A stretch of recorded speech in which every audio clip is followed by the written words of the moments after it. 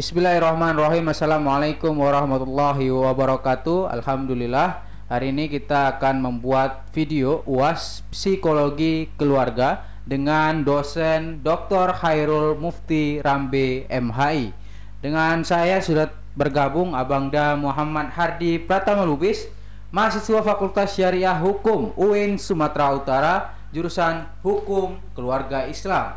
Dan kali ini Bang Hardi akan membawakan tema menciptakan relasi dalam keluarga. Kepada Abangda Hardi kami persilahkan. Oke, terima kasih kepada Adinda Fauzan yang telah memberikan kesempatan kepada saya untuk menjelaskan apa itu menciptakan relasi dalam keluarga. Sebelum kita menciptakan relasi dalam keluarga, ada baiknya kita mengetahui apa itu keluarga. Keluarga ialah bagian terkecil dari masyarakat yang terdiri dari ayah, ibu, dan anak. Dalam Islam, ketika kita berbicara tentang keluarga, maka yang terbesit dalam pikiran kita ialah menciptakan sebuah keluarga yang sakinah, mawaddah, warahmah. Tapi dalam konsep keluarga sakinah, mawaddah, warahmah ini, itu terjadi banyak problem-problemnya itu baik itu dari eksternal maupun internal.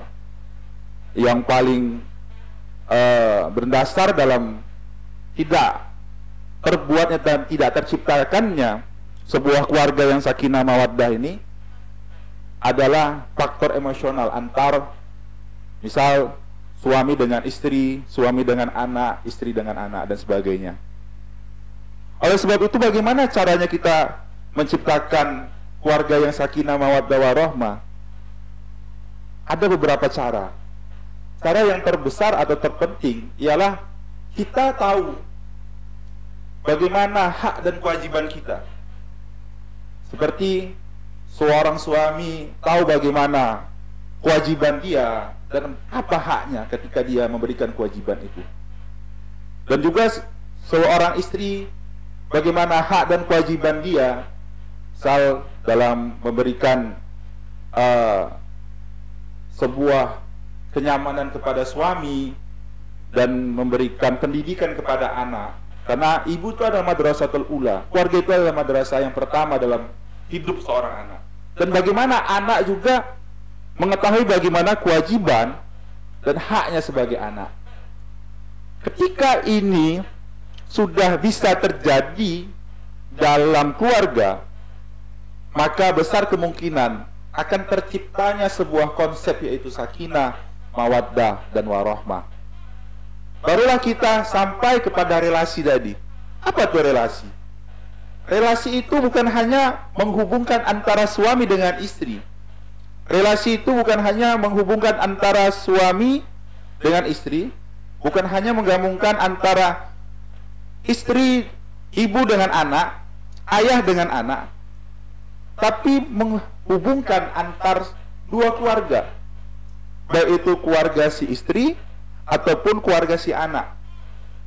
Maka dari itu di sini saya menjelaskan dua hal, yaitu relasi yang kita dapatkan setelah kita berkeluarga dan sebelum berkeluarga. Bagaimana kita menciptakan hubungan yang baik antar kita dengan calon mertua kita. Karena banyak yang terjadi ialah gara-gara tidak terciptanya hubungan yang baik, relasi yang baik antar kita dengan keluarga si istri contohnya. Seorang laki-laki hendak melamar gitu, maka yang terjadi ialah lamarannya ditolak karena misal uang maharnya kurang. Itu terjadi. Kasus ini terjadi di Indonesia.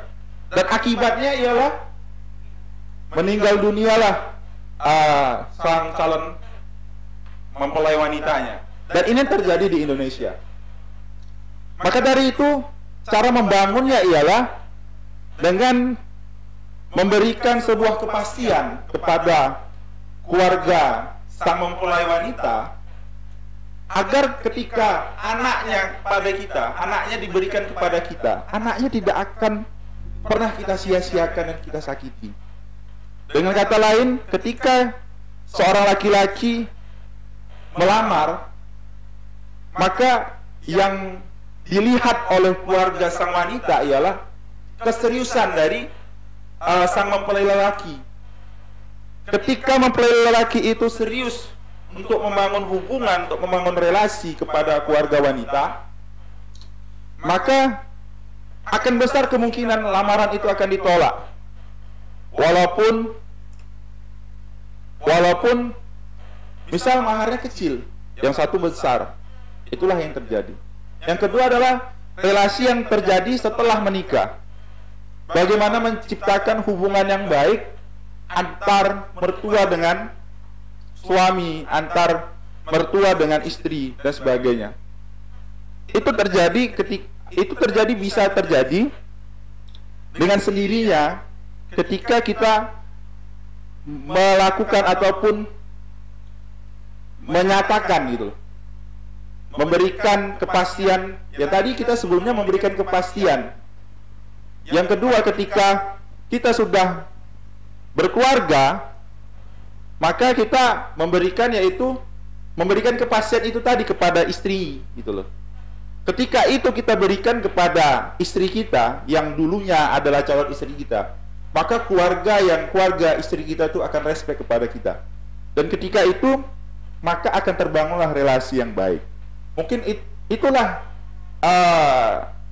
caranya menciptakan relasi dalam keluarga. Oke, Bang Ardi udah jelasin cara atau tips materi tentang menciptakan relasi dalam sebuah keluarga. Nah, mungkin kita sudah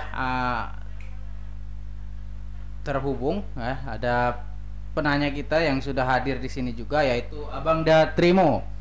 Nah, mungkin Bang Trimo ada sebuah pertanyaan untuk Abang Da Hardi Pratama Lubis. Kepada Abang Da Trimo kami persilahkan. Assalamualaikum. Baik, terima kasih kepada saudara Ojan. Bang Hardi, saya mau bertanya, apa saja yang menjadi problem yang membuat relasi keluarga tidak tercapai? Terima kasih kepada Abang Da Trimo. Ada beberapa faktor yang membuat relasi dalam keluarga itu tidak tercapai. Yang pertama adalah faktor emosi. Makanya ketika kita berkeluarga, kita bukan hanya meletakkan diri kita itu sebagai kitalah yang paling depan. Maka ketika kita sudah berkeluarga, kita sudah punya istri, kita punya anak, maka di situ kita harus tampil bersama-sama.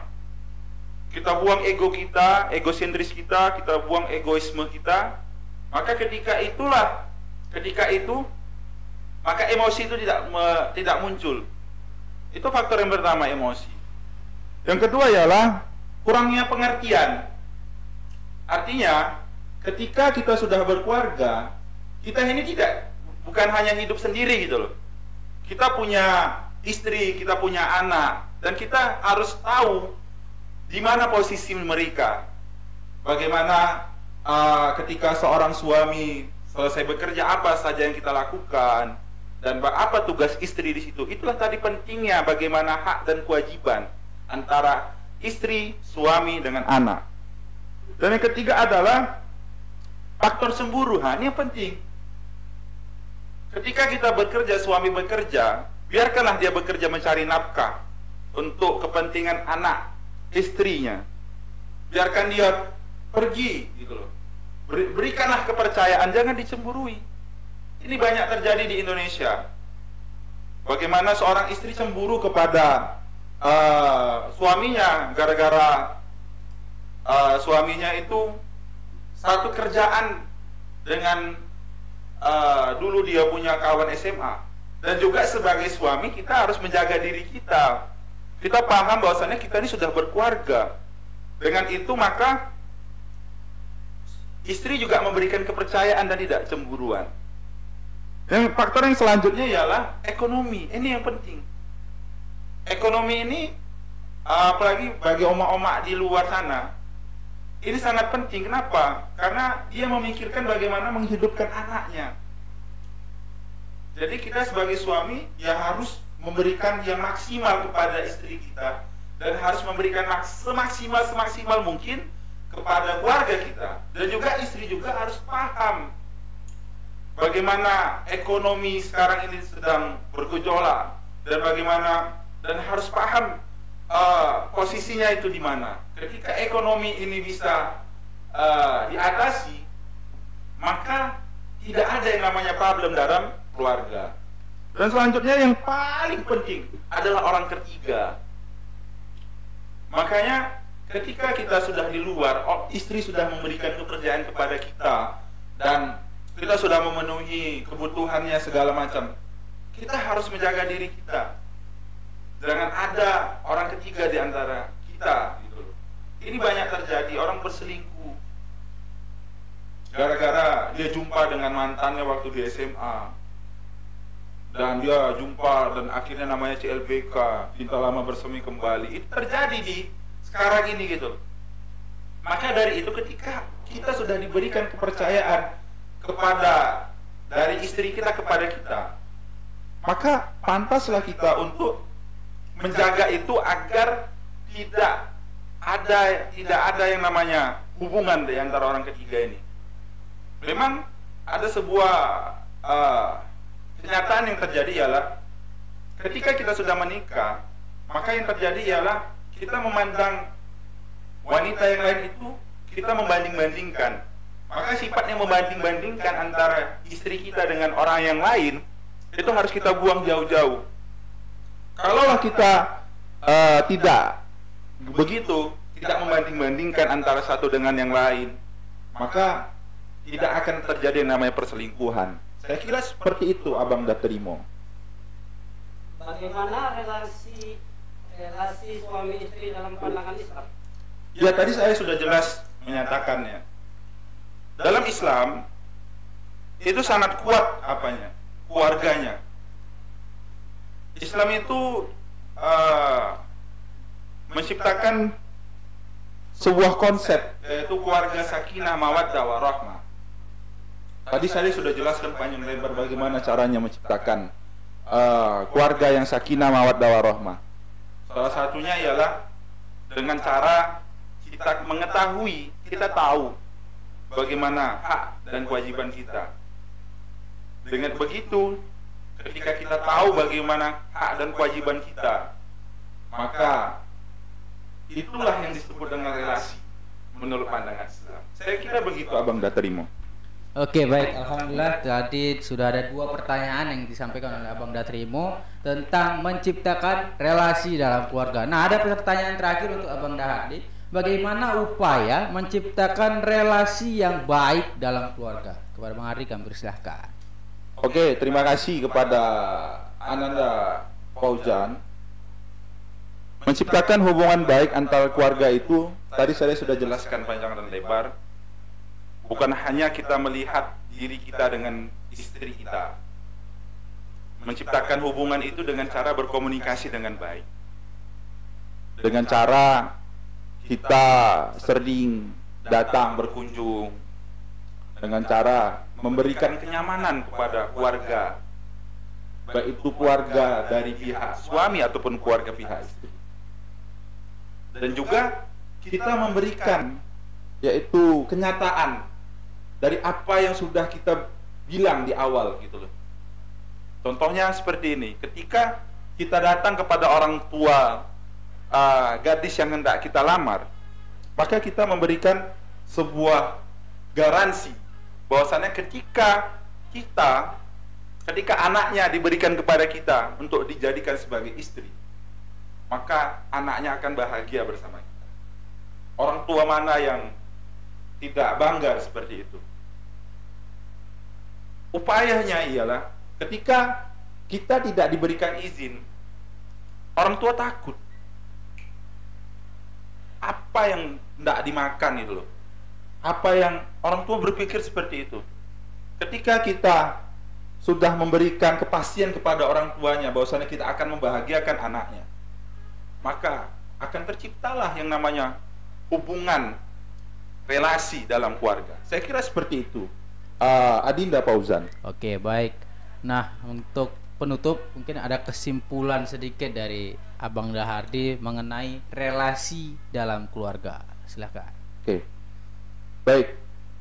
Keluarga itu adalah sebuah organisasi terkecil dalam masyarakat untuk menciptakan hubungan yang baik antar relasi yang baik itu, maka kita harus bisa memberikan kenyamanan antar satu sama yang lainnya.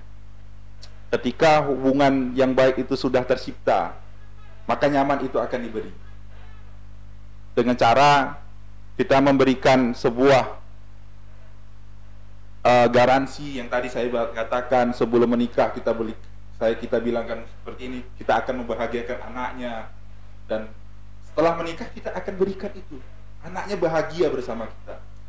Maka ketika itu, maka akan terciptalah sebuah relasi yang kuat antar, bukan hanya dirinya dengan kita dengan sang perempuan, tapi antar keluarga kita dengan keluarga perempuan yang kita nikahi.